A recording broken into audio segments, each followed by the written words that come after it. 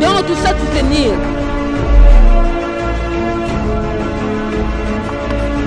Nous allons découvrir ensemble avec vous ce qui se passe de l'autre côté.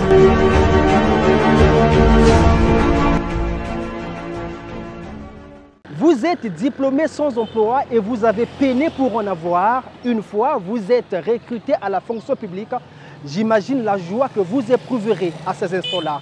Mais que se passerait-il si une fois recruté à la fonction publique et qu'une année après, vous n'avez pas de note de prise de service et ni de salaire? En tout cas, c'est ce qui arrive à ces jeunes Congolais recrutés régulièrement à la fonction publique et affectés au ministère de l'Aménagement du Territoire. Ces jeunes croupissent une année après dans le chômage, malgré qu'ils ont des arrêtés de la fonction publique. Aujourd'hui, ces jeunes ont décidé de passer à une autre action après avoir été à la primature et au Sénat congolais. Ils ont décidé de s'adresser directement au président de la République après un sit-in fait aujourd'hui devant le ministère de l'Aménagement du Territoire. En tout cas, c'est l'élément à suivre dans Angle d'attaque.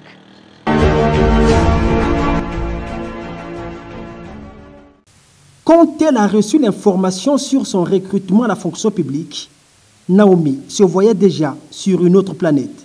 Lorsque j'ai reçu la nouvelle que mon arrêté était sorti, je me suis dit, bah enfin, je suis plus chômeur, je suis plus au chômage, maintenant travailleur et tout. Pour moi, je me disais que ça serait quelque chose de quelque temps après, ça sera tellement officiel, mais là, ça ne s'est pas passé comme prévu.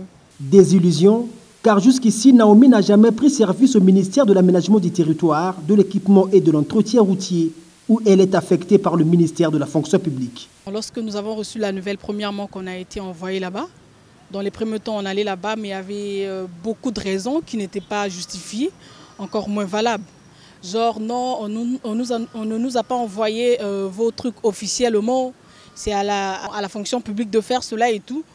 Pendant les premiers temps, on partait même à la fonction publique. Dès qu'on arrivait à la fonction publique, non, c'est déjà là-bas au ministère de l'Aménagement, donc c'était les va-et-vient. Après, jusqu'à ce qu'on se retrouve là au collectif. Et puis avec le temps, avec beaucoup de démarches qu'on a eu à faire, nous sommes arrivés au point où on ne nous libère pas nos prises de service. Donc c'est quand même... Aujourd'hui, la recrue a un rendez-vous avec ses collègues de la promotion. Tous, ils ont des arrêtés qui datent du 8 avril 2023. Nous voulons nos prises de service, on veut nos salaires, on veut travailler parce qu'on en a marre de rester à la maison. Ce n'est pas quelque chose qui date par exemple d'hier, ça fait une année, 12 bons mois. On est allé à la présidence, on a touché au Sénat, on a frappé à beaucoup de portes d'ailleurs, mais il n'y a toujours pas de suite favorable. Jusqu'ici, on ne comprend pas. Pourquoi ne pas donner nos prises de service? Avec le temps, on a eu à comprendre que c'est quelque chose qui est strictement professionnel entre eux, et nous sommes poisseux. C'est ici, au Jardin des droits de l'homme, que ce collectif s'est retrouvé ce mardi.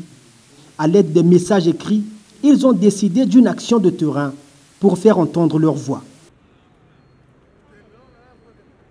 Dans une déclaration, ces recrues tournent vers Denis Sassou Nguesso qui a dédié 2024 à la jeunesse, le président de la République qui a le dernier recours pour ces jeunes.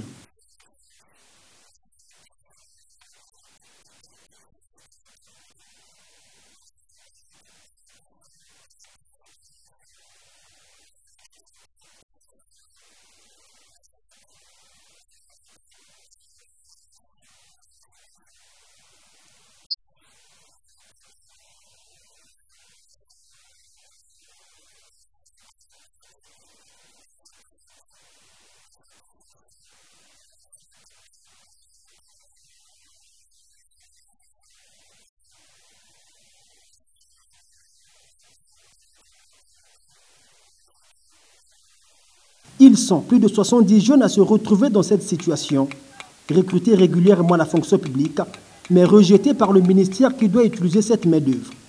Que se passe-t-il réellement entre ces deux ministères au sujet de ces jeunes? La réponse, seul le ministère de l'Aménagement du Territoire est censé l'apporter.